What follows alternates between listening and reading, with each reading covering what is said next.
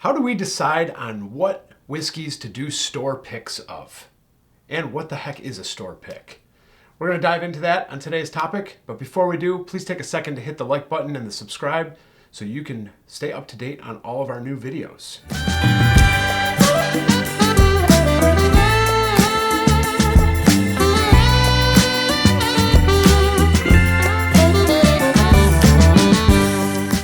Hi, I'm Tim from Elma Wine and Liquor. Today I am going to talk about what is a store pick and the process of how we decide what store picks to bring in at our particular store. So, as you can see in front of me, I have 5 different bottles of bourbon. Sometimes we do them with other types of whiskey, rye, for example, a tequila. We've done it in the past as well. But essentially, what a store pick is when you're talking about whiskey or wine, but mostly whiskey, is our store management, employees, and a lot of times our customers will sample different barrels of an aging bourbon or whiskey, whatever it is, and if we like one of those particular products, one of those particular barrels enough, we will purchase that entire barrel. That is our store pick. So backing up a step, when whiskey is made, it comes off the still, it is clear, it has a flavor, but it's not the greatest flavor. It's referred to as white dog, or some people just call it moonshine, but it has not been aged yet. Then what they do is they take that distillate and they put it into oak barrels and start aging it. That aging can be anywhere from a year to 2, 5, 10, whatever. Different companies, different brands do it a little bit differently. But one thing that most brands do is once that whiskey reaches the maturity level that they want, the master distiller or blender is walking around in these giant rick houses with thousands of barrels being stored, tens of thousands, hundreds of thousands in some manufacturers' cases, and sampling different barrels. And when they're ready to bottle, they'll be taking hundreds or thousands or tens of thousands of those barrels from different places in the rick houses and dumping them into giant vats to mix them all up before they bottle them to get a shelf ready product that is generally consistent from bottle to bottle, batch to batch, so that when you buy a regular bottle of Knob Creek or Woodford Reserve or Jim Beam or Jack Daniels or whatever it is, when you buy a bottle today versus a bottle tomorrow versus a bottle in 5 years off the shelf, it's generally going to taste very, very similar. Now, while the whiskey is aging, it is that oak is imparting different flavors. Every barrel comes from a different tree, essentially. I guess you get a couple barrels out of one tree, but all the trees are a little bit different tannin content, different vanillin content, different structures, different density of the wood, which allows the whiskey to go in and out of the wood more or less. Also, where that particular barrel is in the rick house matters. Up high where it gets really hot can impact how much whiskey gets absorbed into the wood or how much evaporates, leaving more alcohol. Or how low it is in the rick house gets a little bit cooler, or in the center where there's not much fluctuation. All those different factors make each barrel a little bit unique from other barrels. So when the distiller is going around and tasting different barrels, if they find one that is exceptionally good from those batches, they put that aside for their single barrel programs. And then what happens is they take those single barrels that are exceptionally good and do one of two things. Either invite retailers or bar owners to the distillery to sample a few different barrels and pick one that works for them, or they'll package up little sample kits for us and send us 3 different barrel samples so that we can try them in our own store and decide which barrel, if any, that we want to buy. So, how do we decide as a store which brands, companies, barrels we are going to pick. First thing is availability. So not every distillery offers these programs, and not every distillery has a massive abundance of barrels available for these programs. So the first thing we kind of have to look at is what's available to us at any given time. Sometimes we get inundated. Last year we ended up doing 3 barrels of Knob Creek because we just got so many awesome samples to choose from, and we went down to Kentucky to buy a sample down there as well, or to buy a barrel down there as well. So sometimes it's availability and quality. If the samples we had tried of Knob Creek weren't good enough, we wouldn't have bought any. That has happened to us before with Woodford Double Oak. That has happened with a couple other brands that we've gotten sample kits, and none of those single barrels jumped out at us enough to want to spend the money to buy the entire barrel. So that's another, that's kind of the next tier. Once we've decided on what's available to us, we're looking at we also look at the brand recognition. So if it's a well-established brand like Maker's Mark, Knob Creek, Woodford Reserve, those products already have a name behind them. And when customers come into the store looking for something a little bit unique for a gift or for themselves, we can push them, we can guide them towards one of our store picks as opposed to the shelf product, which is going to have a lot of the same similar characteristics. However, it's more unique, and it's a once-in-a-lifetime chance, essentially. So once that barrel is sold out, we'll never get that exact same consistency or same product again. So it makes for a very unique product.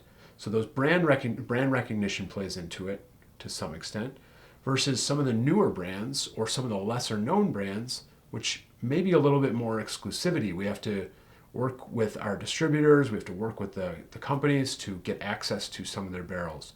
Or in some cases, we actually have to go to the distillery to get a certain barrel pick. To do a barrel-proof barrel pick, we needed to go to Yellowstone, which we've done multiple times because it's a fantastic product in their single barrel-proof program. So brand recognition, availability, two of the big factors in us deciding which barrels to bring in. Another one is price point. For us, we try to find products that are going to be amazing, but also at a good price point for their value. For some brands like Woodford Reserve, it's very similar. The single barrel picks are very similarly priced to the regular shelf product. So it's an easy value for us to say to the customer, you know what, for a couple bucks more, you can try the single barrel as opposed to the regular shelf product. So we're always kind of looking for those values, those price points. We don't like to go extremely high where it's unaffordable for the customer even to give it a try. Some brands, the barrel picks are a little bit more expensive than the shelf product, and that's partially because they're a little bit different. So with Knob Creek, the single barrels are barreled at 120 proof as opposed to the regular shelf product, which is barreled at 90 proof.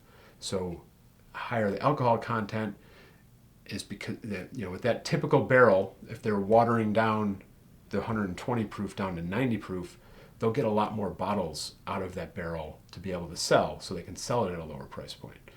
So it's not that they're trying to rip anybody off. They're not saying that this is so much better of a product, even though it is. It's just a matter of pricing structure that they have to get to make it worth their while. So price point is another important factor to us. Another thing in particular for our store is the volume of the barrel. So barrels can range in their output. We've had barrels with as few as 36 bottles come out of it.